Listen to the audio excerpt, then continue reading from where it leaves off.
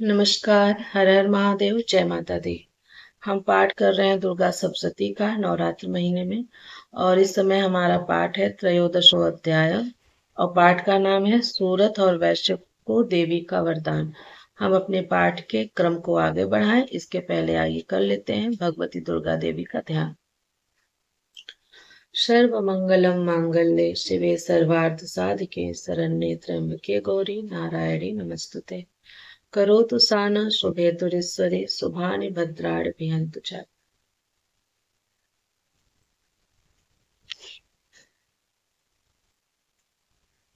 जो उदय काल के सूर्य मंडल की सी कांति धारण करने वाली हैं, जिनकी 4 भुजाएं और 3 नेत्र हैं, तथा जो अपने हाथों में पास, अंकुश, वर एवं अभय की मुद्रा धारण किए रहती हैं, उन शिवा देवी का मैं ध्यान करता हूँ। ऋषि कहते हैं, राजन, इस प्रकार मैंने तुमसे देवी के उत्तम महात्मा का वर्णन किया। जो इस जगत को धारण करती हैं, उन देवी का ऐसा ही प्रभाव है। वे ही विद्या उत्पन्न करती हैं। भगवान विष्णु की माया स्वरूपा उन भगवती के द्वारा ही तुम ये वैश्य तथा अन्यान्य विवेकी जन मोहित होते हैं, मोहित हुए हैं तथा आगे भी मोहित होंगे। महाराज, तुम उन्हीं परमेश्वरी की शरण में जाओ। आराधना करने पर वे ही मनुष्य को भोग, स्वर्ग तथा मोक्ष प्रदान करती हैं। मार्कंडे जी कहते हैं, कौष्टुकी जी, मेधा मुनि के वचन सुनकर राजा सूरत ने उत्तम व्रत का पालन करने वाले उन महाभाग महर्षि को प्रणाम किया। वे अत्यंत ममता और राज्यापहरण से बहुत खिन्न हो चुके थे। महामुनि, इसलिए विरक्त होकर वे राजा तथा वैश्य तत्काल तपस्या को चले गए और वे जगदम्बा के दर्शन के लिए नदी के तट पर रहकर तपस्या करने लगे।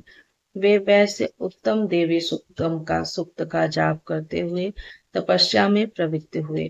वे दोनों नदी के तट पर देवी की मिट्टी की मूर्ति बनाकर पुष्प, धूप और हवन आदि के द्वारा उनकी आराधना करने लगे।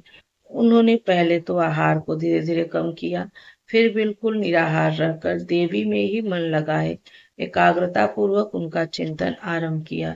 वे दोनों अपने शरीर के रक्त से प्रोक्षित बलि देते हुए लगातार 3 वर्ष तक संयम पूर्वक आराधना करते रहे। इस प्रकार प्रसन्न होकर जगत को धारण करने वाली चंडिका देवी ने प्रत्यक्ष दर्शन देकर कहा। देवी बोली, राजन तथा अपने कुल को आनंदित करने वाले वैश्य, तुम लोग जिस वस्तु की अभिलाषा रखते हो वह मुझसे मांगो, मैं संतुष्ट हूँ, अतः तुम्हें वह सब कुछ दूंगी। मार्कंडे जी कहते हैं, तब राजा ने दूसरे जन्म में नष्ट न होने वाला राज्य मांगा तथा इस जन्म में भी शत्रुओं की सेना को बलपूर्वक नष्ट करके पुनः अपना राज्य प्राप्त कर लेने का वरदान मांगा। वैश्य का चित्त संसार की ओर से खिन्न एवं विरक्त हो चुका था और वे बड़े बुद्धिमान थे। अतः उस समय उन्होंने तो ममता और अहंता रूप आसक्ति का नाश करने वाला ज्ञान मांगा।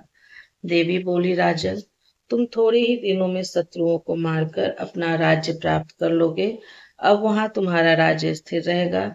फिर मृत्यु के पश्चात तुम भगवान विवस्वान सूर्य के अंश से जन्म लेकर इस पृथ्वी पर सावर्णिक मनु के नाम से विख्यात हो गए।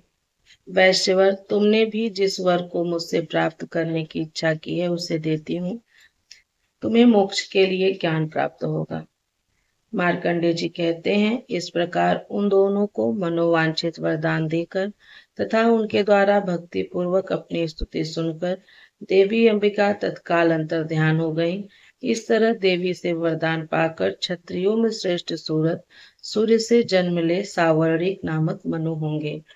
इस प्रकार से मार्कंडे पुराण में सावर्णिक मन्वंतर की कथा के अंतर्गत देवी महात्म्य सूरत और वैश्य को वरदान नामक 13वां अध्याय पूर्ण हुआ। प्रियम शंकरम सर्वनाथम नमामि। हर हर महादेव।